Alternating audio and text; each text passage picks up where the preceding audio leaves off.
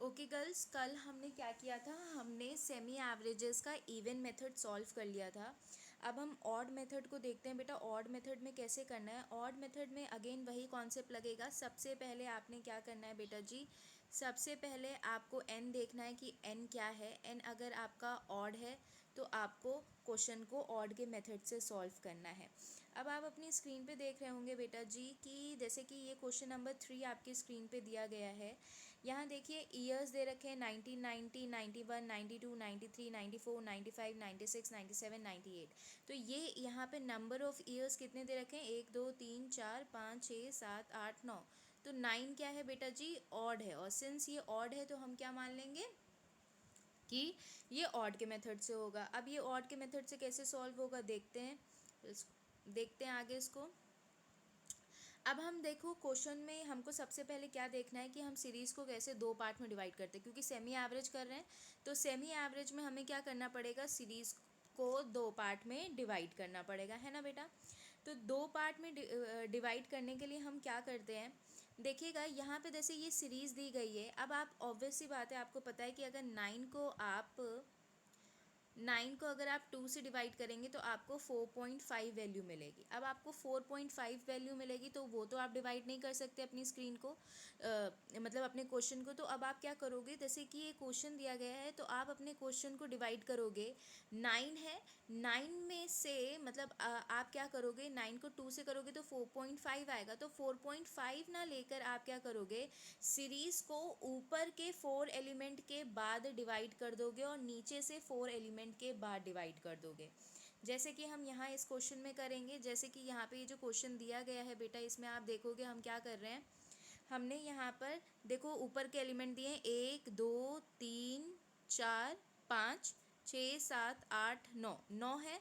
तो हम क्या करेंगे, 9 में 4.5 आया था तो हम 4 एलिमेंट्स स्टार्टिंग के जो 4 एलिमेंट दिए हैं 1 2 3 4 यहाँ से और नीचे से 4 1 2 3 4, ये डिवीजन आएगा। तो डिवीजन आपका कुछ ये आ रहा है, जो मैं यहाँ पे ये लंबी ये कर रही हूँ। आपका डिवीजन कुछ इस तरीके से आ रहा है। एक एलिमेंट जो फिफ्थ एलिमेंट है वो क्या रह जाएगा, आपका ऐसे ही रह जाएगा। तो ये जो फिफ्थ एलिमेंट है जो इस तरीके से रह जाएगा, जिसके आगे लिखा हुआ है टू बी लेफ्ट, इसको हम इसी तरीके से छोड़ देंगे और इसके लिए हम बाद में कैलकुलेशन करेंगे। ठीक है बेटा। जब आप ऑड का केस सॉल्व करते हैं तो एट द एंड ये आपका जो लेफ़्ट ओवर वैल्यू है, इसकी वैल्यू ही फाइंड करने के लिए हम क्वेश्चन को सॉल्व करेंगे, या ये मेन वैल्यू होगी जिसके लिए क्वेश्चन में हम वर्क करेंगे। तो अब हमें करना क्या है, सेम उसी पैटर्न से हमें चलना है। पैटर्न वही रहेगा। हमने क्या करना है, जैसे कि ये जो 4 शुरुआत के एलिमेंट थे, इन 4 जो ये 4 शुरुआत के एलिमेंट हैं, इन चारों एलिमेंट का हमें सम कर लेना है, जिसे हम कहेंगे सेमी टोटल। ठीक। फिर हम क्या करेंगे, नीचे के 4 एलिमेंट्स का हम सम कर लेंगे। अब हम क्या कर रहे हैं, इन एलिमेंट्स का सम कर रहे हैं। तो शुरुआत के 4 को सम किया तो 48 आया, नीचे के 4 को सम किया तो कितना आया बेटा, 60। अब हम इनका क्या फाइंड कर लेंगे बेटा, सेमी एवरेजेस। तो हमने सेमी एवरेजेस फाइंड कर लिए। सेमी एवरेजेस आप फाइंड करेंगे बेटा जी तो आपको क्या मिल जाएगा, 48 4 से डिवाइड करेंगे, क्योंकि 4 वैल्यूज़ को ऐड किया है, 4 ईयर की वैल्यूज़ को ऐड किया है, इसलिए 4 से डिवाइड किया। नीचे भी 4 वैल्यूज़ को ऐड किया है, इस वजह से 4 से डिवाइड किया। ठीक। तो हमारे सेमी एवरेजेस आ गए, 12 आ गया और 15 आ गया। ठीक। अब हम क्या करेंगे, हम फॉर्मूला रखेंगे एनुअल ग्रोथ का। वहाँ पे एनुअल ग्रोथ का फॉर्मूला कुछ और था, यहाँ पे एनुअल ग्रोथ का फॉर्मूला क्या है, summation x2 minus x1 divided by n1 bracket में n माइनस n1। तो आप इसको लिख लेंगे, x2 का मतलब है टोटल ऑफ सेकेंड हाफ, मतलब ये। ठीक। और आपका बेटा x1 का मतलब है total of first half, n1 का मतलब है number of total number of half years, मतलब कितने ईयर्स आ रहे हैं आपके हाफ पार्ट में, और total number of years, n का मतलब है टोटल नंबर ऑफ ईयर्स। ठीक। तो आप देखो यहाँ पे हमने वैल्यू को इसी तरीके से पुट कर दिया, 60 माइनस 48, 4 4 थे आपके हाफ पार्ट में, कितने ईयर्स है, 4, माइनस ब्रैकेट में 9 माइनस 4, और ये आपकी वैल्यू आ गई। तो ये 0.6 क्या आया बेटा, एनुअल ग्रोथ आया। इसमें हमने ये शो किया कि हर साल जो हमारी वैल्यू है वो कितने से बढ़ रही है, 0.6 से बढ़ रही है। अब हमें इतना तो पता चल गया। अब हम क्या करेंगे, आपको पता है कि ट्रेंड फाइंड करना हमारे क्वेश्चन का अल्टीमेट आंसर होता है।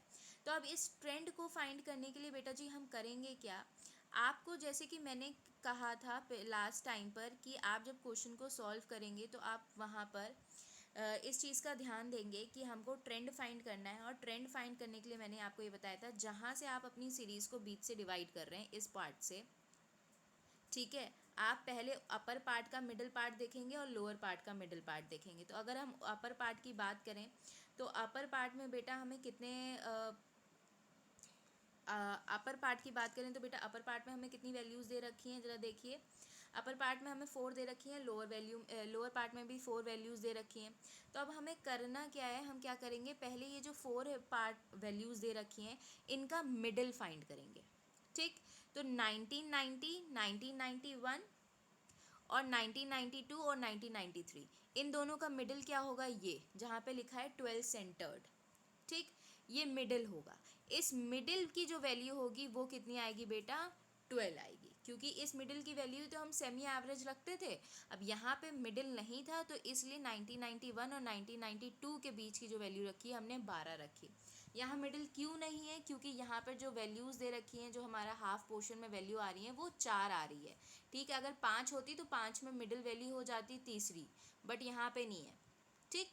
तो हम क्या करेंगे, ये रख देंगे 12 को।